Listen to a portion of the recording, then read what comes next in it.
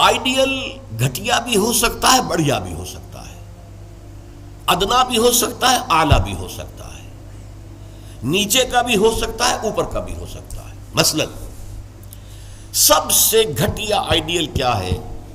اپنی ذات، اپنا مفاد، اپنا علو، گویا کہ اس کا آئیڈیل اپنی ذات ہے۔ ذات کے لیے زیادہ سے زیادہ دولت، ذات کے لیے زیادہ سے زیادہ عزت، ذات کے لیے زیادہ اقتدار، یہ حاصل کرنا، یہ بھی ایک مقصد ہے، یہ بھی ایک نصب العین ہے۔ یہ گویا کہ انسان اپنی شخصیت کے گرد گھوم رہا ہے، شخصیت کے گرد گھوم رہا ہے۔ نتیجہ کیا نکلے گا؟ یہ انسان کیا ہوگا؟ جھوٹا ہوگا، دغاباز ہوگا، دھوکہ دے گا، بائی ہک اور بائی کروک یہ چیزیں حاصل کرنے کی کوشش کرے گا۔ مقصد ہے دنیا میں سربلندی، جیسے کہ سورہ قصص کے آخر میں کہا گیا لا یریدون علوا فی الارض ولا فسادا، یہ زمین میں بلندی حاصل کرنا، اس سے تو فساد پیدا ہوتا ہے۔ وہ کیوں اونچا ہے، میں کیوں نہ اونچا ہو جاؤں؟ تو اپنی حریم ذات ہی کے گرد جو ہے وہ چکر لگا رہا ہے۔ تو ظاہر بات ہے کہ جو اس آئیڈیل پر ہے وہ اخلاقی اعتبار سے انتہائی گھٹیا ہوگا، اس لیے کہ قرآن کہتا ہے ان النفس لامارۃ بالسوء، نفس جو ہے وہ تو برائی ہی کا حکم دیتا ہے۔ دولت مطلوب بن گئی، مقصود بن گئی، تو بائی ہک اور بائی کروک، بائی حلال اور بائی حرام، بائی جائز اور بائی ناجائز، اس لیے کہ مقصود ہے۔ لہذا گھٹیا ترین آئیڈیل ہے انسان کا اپنا نفس، گھٹیا ترین، اور اس سے پست ترین اخلاق، رذائل اخلاق اس سے وجود میں آئیں گے۔ اس سے ذرا بلند تر سطح پر جسے ہم کہتے ہیں قوم پرستی، وطن پرستی۔ If a person is a really nationalist person، اب نیشن آج کل تو آپ کو معلوم ہے نیشن سٹیٹس کا تصور ہے، وطن بھی نیشن کی اور بنیاد پر بنتا ہے۔ تو نیشنلزم قوم پرست، پہلا آدمی کون تھا؟ خود پرست، وہ پرستش کر رہا تھا اپنی، خود پرست، سیلف سینٹرڈ، اس کا مطلوب و مقصود اپنی بلندی، اپنی دولت۔ لیکن یہاں اس سے ذرا بلندتر ہو گیا معاملہ، میں اپنی قوم کے لیے محنت کروں گا، قوم کی سربلندی کے لیے، قوم کی آزادی کے لیے، قوم کی عزت کو برقرار رکھنے کے لیے، اپنے وطن کے لیے کٹ بھروں گا، اپنے وطن کی آزادی کے لیے قربانیاں دوں گا۔ ایک بہتر کردار وجود میں آئے گا کہ نہیں؟ یہ شخص جو ہے اپنی قوم سے کبھی جھوٹ نہیں بولے گا، باقی دنیا سے بولے گا۔ آپ کو معلوم ہونا چاہیے ویسٹرن مورالٹی کیا ہے۔ اپنے ہاں وہ ایک بلی کے اوپر بھی ظلم ہوتا نہیں دیکھ سکتے، کسی کتے کے اوپر ظلم ہوتا نہیں دیکھ سکتے، لیکن دوسری قوموں کو ہلاک کرتے ہیں، اور وہ سمجھتے ہیں کہ ویپنز آف ماس ڈسٹرکشن ہمارا حق ہے، ہمارے پاس تو ہے، کسی اور کو نہیں ہم اچیو کرنے دیں گے۔ یہ مورالٹی ان کی، وہ اپنی قوم کے لیے ہے، کوئی جھوٹ نہیں بولے گا، دھوکہ نہیں دے گا، غداری نہیں کرے گا، اپنی قوم، اپنے وطن سے سچے ہیں۔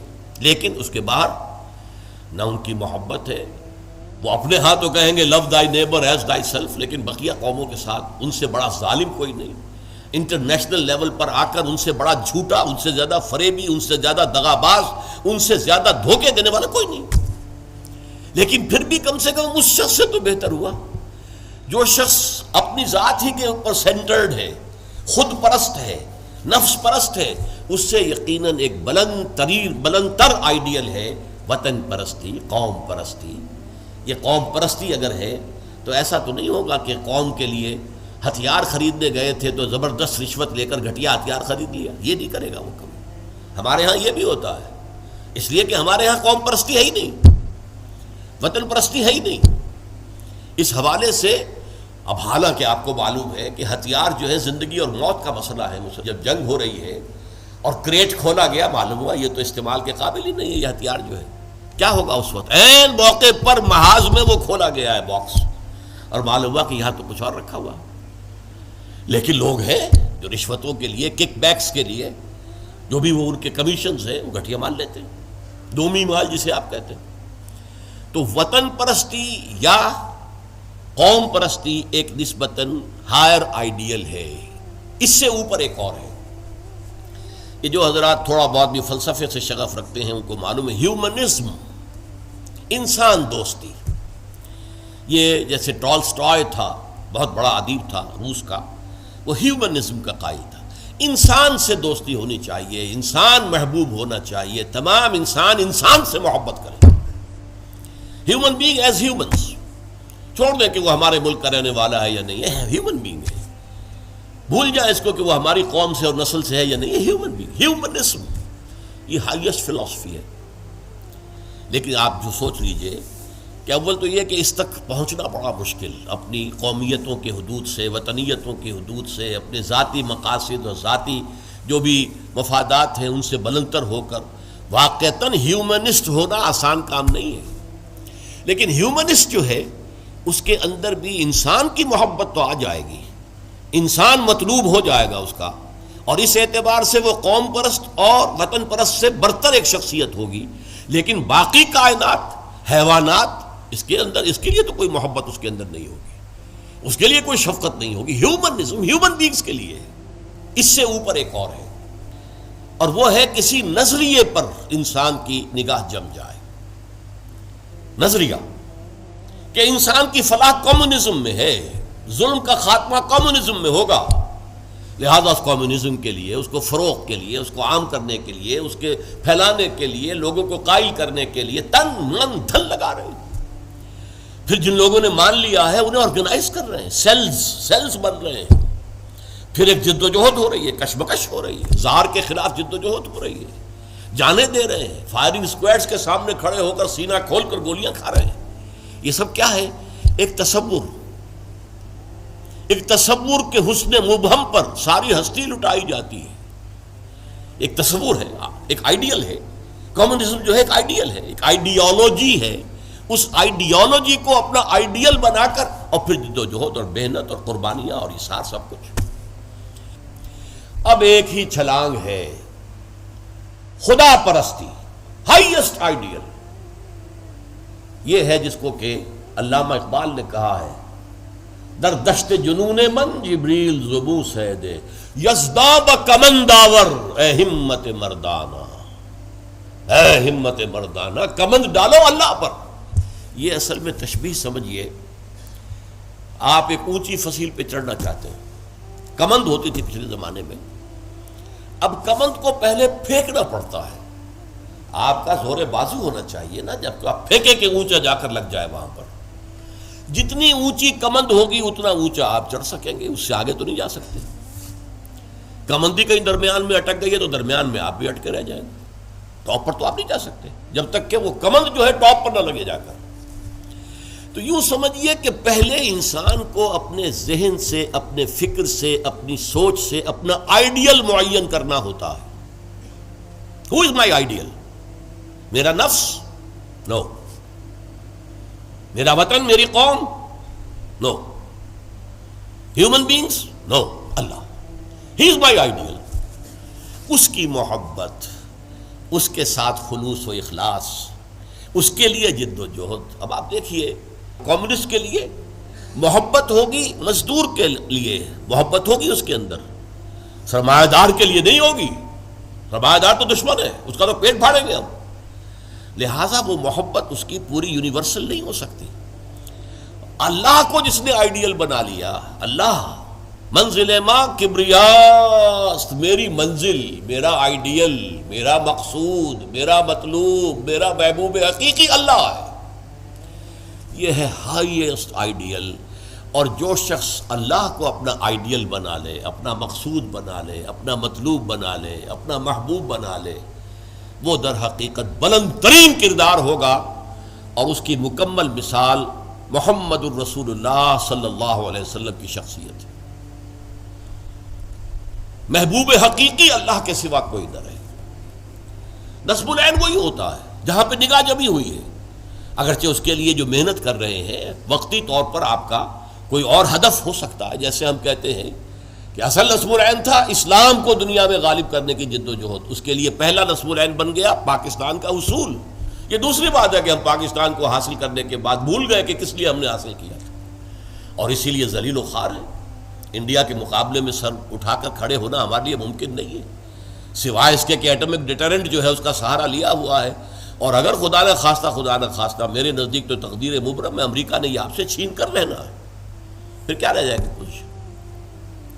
اس حوالے سے سمجھیے. اسی لیے علامہ اقبال نے دیکھیے کہ وطن کو بھی خدا قرار دیا ہے. وطن پرستی، نفس پرستی، وطن پرستی، قوم پرستی، انسانیت پرستی، نظریہ پرستی اور خدا پرستی، یہ ٹاپ پر ہے. منزل ماں کبریاست در دشت جنون من جبریل زبوں سے دے یزداب کمند داور اے ہمت مردانہ. اپنے کمند اتنی اونچی ڈالو کہ اللہ کی ذات پر جائے، پھر اللہ کی ذات، پھر اس کمند کے ذریعے سے سیر اللہ، تقرب اللہ، رفتہ رفتہ اللہ سے قریب تر ہوتے چلے جاؤ.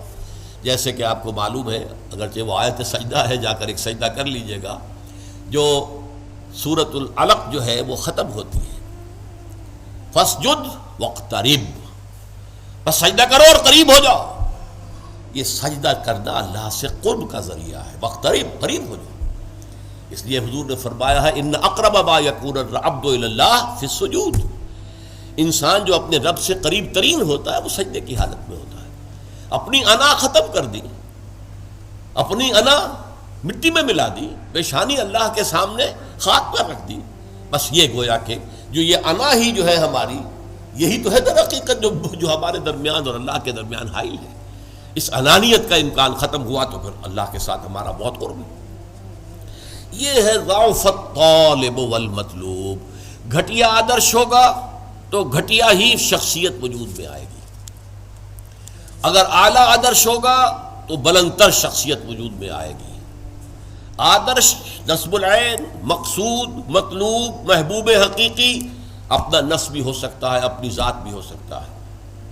اپنے ہی حسن کا دیوانہ بنا پھرتا ہوں، اپنی ہی حریم ذات کا جو ہے طواف ہو رہا ہے، اس سے اوپر ہے ہی نہیں، نگاہ ہی نہیں. اس سے ذرا اوپر ہوئے وطن پرست، قوم پرست. اس سے ذرا اوپر ہوئے انسان پرست، انسان دوست. اس سے ذرا اوپر ہوئے ایک نظریہ، تصور. ایک تصور کے حسن مبہم پر کیسے ہستی لٹائی جاتی ہے، زندگی ترک آرزو کے بعد کیسے سانسوں میں ڈھالی جاتی ہے. ترک آرزو، یہ آرزو وہی ہے نصب العین. میں نے شروع میں کیا عرض کیا تھا، جس شخص کا کوئی نصب العین ہے ہی نہیں وہ تو حیوان ہے. کم سے کم وہ شخص بھی جس نے اپنے نفس کو اپنا نصب العین اور مطلوب بنایا وہ بھی انسان تو ہے، گھٹیا ہے، بہت گھٹیا انسان ہے، لیکن وہ حیوان نہیں ہے. جس شخص کا کوئی نصب العین ہے ہی نہیں وہ تو پیور انسٹنکٹس کی بنیاد پر زندہ ہے. قرآن مجید میں سورہ ملک میں کہا گیا ہے افمن یمشی مکبا علی وجہہ اہدی امن یمشی سویا علی صراط مستقیم. ایک شخص اوندے منہ اپنے پیٹ کے بل جو ہے گھسٹ رہا ہے، اسے کیا نظر آئے گا منزل کہاں ہے، جانا کدھر ہے. ہم اپنے بطن اور فرج کے تقاضوں کی بنیاد پر زندہ ہیں. انسٹنکٹس ہے جو اینیمل انسٹنکٹس ہے، پیٹ کھانے کو مانگتا ہے، اور ہمارے اندر پروکریشن کے لیے، نسل کو بڑھانے کے لیے جنس کا، شہوت کا جذبہ رکھ دیا گیا، اسی کے لیے اندر زندگی لگا رکھے. اس میں بھی کوئی امنگ نہیں ہے، اس میں بھی کوئی اونچے اٹھنے کی خواہش نہیں ہے. بس میں کہا کرتا ہوں وہ زندگی نہیں گزارتے، زندگی انہیں گزارتی ہے، زندگی انہیں گزارتی ہے. لیکن یہ کہ وہ زندگی گزار